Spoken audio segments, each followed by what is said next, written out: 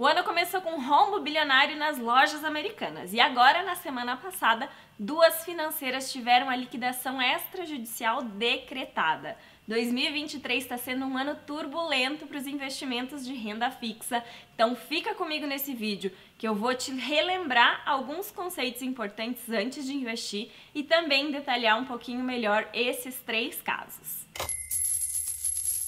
Oi, eu sou a Bruna Orips e nesse canal eu falo sobre finanças, comportamento e também investimento. Se você gosta desse assunto, já se inscreve aqui embaixo para não perder nenhum vídeo novo. O vídeo de hoje é para falar sobre a quebradeira que está acontecendo aí nos últimos dias. Primeiro, foram as lojas americanas, que acharam um errinho do balanço deles de só 20 bilhões de reais. E depois teve duas empresas, duas financeiras que tiveram a sua liquidação extrajudicial decretada. O que eu preciso saber antes de investir em renda fixa? Como que eu solicito a garantia do FGC? Tudo tem garantia do FGC? Se você ainda está um pouco em dúvida, eu vou falar sobre tudo isso no vídeo de hoje.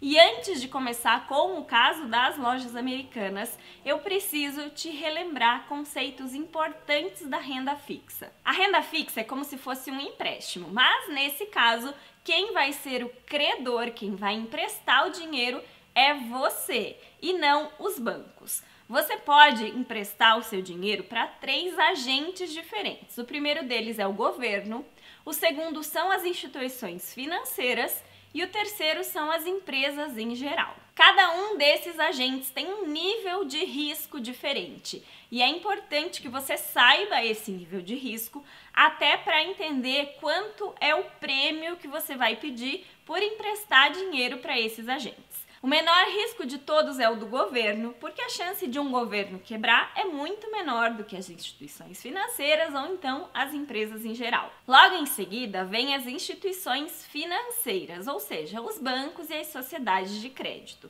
Eles estão ali no segundo nível, logo depois do governo, porque essas empresas elas têm regras muito rígidas que elas precisam seguir.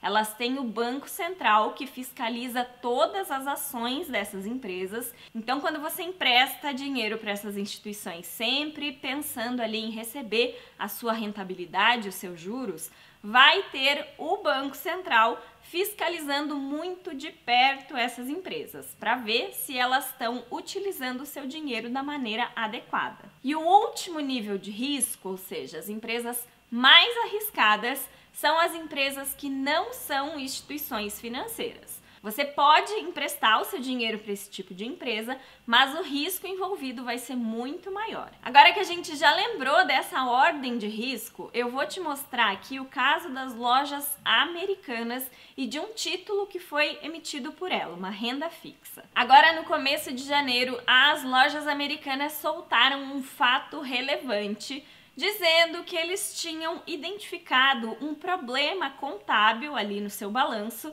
de 20 bilhões de reais. Essa chamada inconsistência contábil estava relacionada ali à dívida que as lojas americanas tinham com os bancos e que não aparecia na conta de fornecedores. Como essa dívida não ficava assim tão evidente no balanço da empresa, ela foi subestimada. Enquanto a taxa de juros estava baixa, esse problema ficou ainda meio escondido. Mas com a alta dos juros e com a Selic chegando a quase 14%, esse fantasma saiu do armário e começou a assombrar as lojas americanas. Não teve mais como esconder esse problema e as lojas americanas acabaram por entrar em recuperação judicial.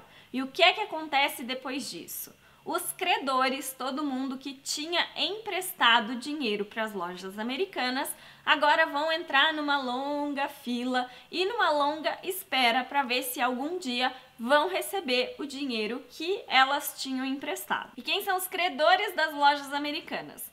Na sua maioria, eles são bancos ou gestores de fundos de investimento, mas é possível também que existam pessoas físicas, porque as lojas americanas emitiram debêntures, e as debêntures são a renda fixa das empresas. Os bancos emitem CDBs e as empresas não financeiras emitem debêntures. Eu consegui achar aqui no site da Ambima uma debênture emitida pelas lojas americanas em julho de 2022, aproximadamente 6 meses antes ali de toda a bomba estourar. Foram emitidas 200 mil debêntures e cada uma delas tinha o valor unitário de R$10 mil.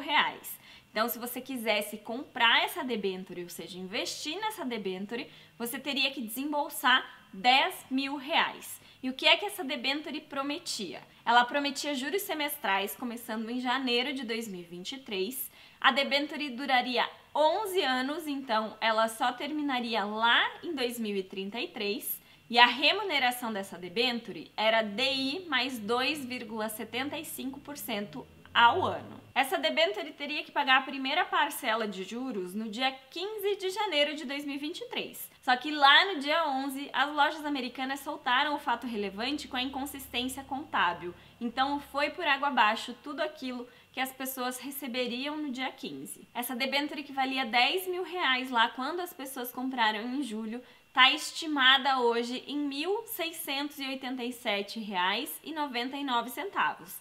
Lembrando que isso é só uma estimativa, porque esse valor também entra na recuperação judicial e ninguém sabe exatamente quanto e quando essas pessoas vão receber esse dinheiro. Agora vamos pensar nas características dessa debênture. Você precisaria investir R$10 mil, seu dinheiro ficaria parado por 11 anos, você ganharia só 2,75% ao ano a mais do que o CDI e você não tem a garantia do FGC. Será que vale a pena investir nesse tipo de título? Essa rentabilidade acima do CDI é uma rentabilidade que vale a pena correr o risco ou não? Não existe uma única resposta para essas perguntas. Cada pessoa tem uma percepção diferente ao risco, mas na minha opinião, não valeria investir nesse tipo de debênture. Primeiro porque para mim o valor de R$10 mil é muito alto para um único tipo de produto, principalmente para quem está começando a investir. Segundo, porque essa debênture quase não tem liquidez, seriam 11 anos com o seu dinheiro parado.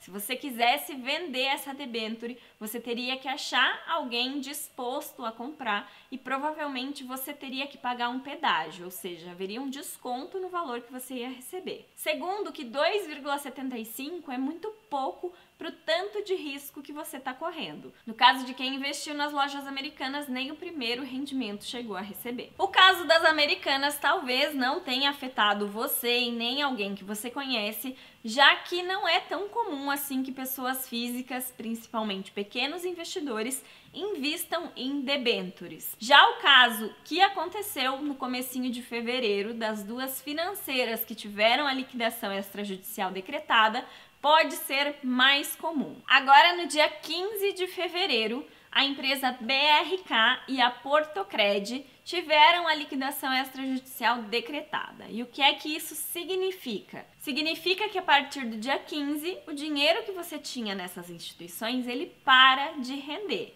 Mas, ao contrário das lojas americanas, aqui você tem um benefício, uma garantia extra. Como a BRK e a Portocred eram associadas ao FGC, que é o Fundo Garantidor de Créditos, você vai poder reaver o seu dinheiro. Todas as pessoas que tinham produtos, seja um CDB ou um DPGE, dessas instituições que são garantidas pelo FGC, podem entrar em contato com esse fundo garantidor para pedir o ressarcimento dos seus valores. Esse ressarcimento tem um limite que é de R$250 mil e para você pedir esse ressarcimento agora, você precisa baixar o aplicativo do FGC no seu celular. Logo na primeira tela do aplicativo, você vê o nome das instituições que tiveram algum problema e que já estão ali disponíveis para você solicitar a sua garantia, o seu ressarcimento. É só clicar no botão ali embaixo, solicitar minha garantia e fazer o cadastro no FGC, colocando ali todos os dados necessários. Apesar desse pedido agora ser feito via aplicativo, você ainda vai ter o transtorno de ter que colocar ali todos os seus dados e ainda aguardar que o pagamento seja feito. Não existe um prazo mínimo ou um prazo previsto para que você receba o seu dinheiro de volta, mas nas últimas liquidações, o prazo médio de pagamento do FGC foi de 30 dias.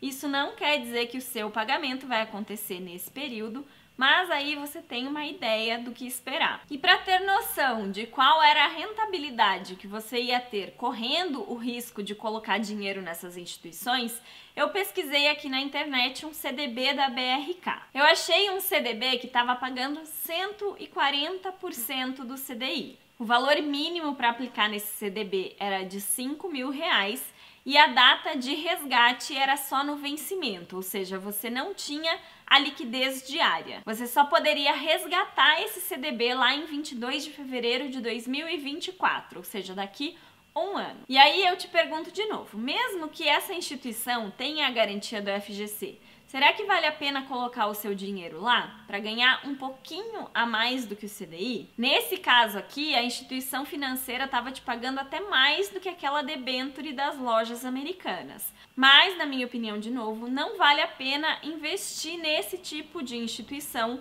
para ganhar um pouquinho a mais do que você ganharia investindo ou num banco grande ou então diretamente no Tesouro Selic, que é a renda fixa do governo, que tem o menor risco de todos e hoje está pagando 13,75% ao ano. Existem sempre 3 coisas que a gente sempre tem que olhar quando for investir na renda fixa. Uma delas é a rentabilidade. Provavelmente quem investiu nesses CDBs olhou só para a rentabilidade e esqueceu os outros 2. A segunda coisa que você precisa olhar é a liquidez. Quando você vai conseguir resgatar o seu dinheiro? A liquidez desse CDB é diária, é daqui 90 dias, você só vai conseguir resgatar no vencimento. Quanto maior o prazo que você não pode resgatar esse dinheiro, maior teria que ser a rentabilidade para compensar esse período em que o seu dinheiro fica travado naquele CDB. O último ponto que você precisa analisar é o risco. E na minha opinião, esse é o ponto mais importante de todos, apesar de ser o mais difícil. Como é a saúde financeira dessa instituição? Ela é uma instituição sólida e que dá lucros constantes, ou ela já vem passando por alguns problemas? Uma forma de você analisar esse risco é consultando o site Banco Data, que é um site que eu já mostrei aqui nesse vídeo que eu vou deixar aqui em cima, quando eu analisei alguns CDBs. Entrando no site bancodata.com.br, você vai digitar aqui o nome da instituição financeira que você quer procurar. No caso, eu vou colocar aqui a BRK. Aqui você clica na instituição financeira e vai aparecer aqui algumas informações sobre ela. Então, entrando aqui na instituição, a gente já tem um primeiro quadro que nos mostra algumas coisas importantes. Esses termômetros são o índice de Basileia e o índice de imobilização. Você pode ver que os dois aqui estão na parte vermelha, o que já de cara significa que isso não é bom. O índice de Basileia exigido pelo Banco Central é de no mínimo 11% e aqui a BRK está com 0,6%. O que é o índice de Basileia? É um índice que mostra a porcentagem de dinheiro próprio daquela instituição quando ela vai emitir dívida, quando ela vai fazer empréstimo. Então, 11% significa que 11% do dinheiro que a instituição está emprestando para outras pessoas é capital próprio e não de terceiros. Já o índice de imobilização mostra a liquidez desse banco. Se ele tem um índice de imobilização muito alto, significa que o patrimônio desse banco pode estar em imóveis, por exemplo, o que não é fácil de vender para converter em dinheiro se ele precisar de liquidez. Então, no caso do índice de imobilização, quanto menor esse índice, melhor. E aqui a BRK estava com um índice de imobilização de 71%, que é muito alto. Acima de 50% esse índice já passa para a parte vermelha. E o índice de imobilização médio é de 14%. E a gente também pode olhar para o lucro dessa instituição. Aqui em cima já aparece que ela teve um prejuízo de 14 milhões, mas se a gente descer um pouquinho aqui a página, a gente consegue verificar aqui o lucro dos últimos trimestres. Então, a gente pode ver que no último trimestre de 2022 teve um prejuízo de 14 milhões, no segundo trimestre um prejuízo de 15, aqui no primeiro ela teve lucro, mas nos outros trimestres também teve bastante prejuízo. Então, se você fizer uma consulta rápida ao Bancodata antes de investir em um CDB de uma instituição que você não conhece, você pode ter essas informações logo de cara e decidir se vale a pena ou não correr aquele risco. Aqui eu também tenho os dados da Portocred, que foi a outra instituição financeira com liquidação extrajudicial. O índice de Basileia dela estava em 4,3, o que é abaixo dos 11% exigidos.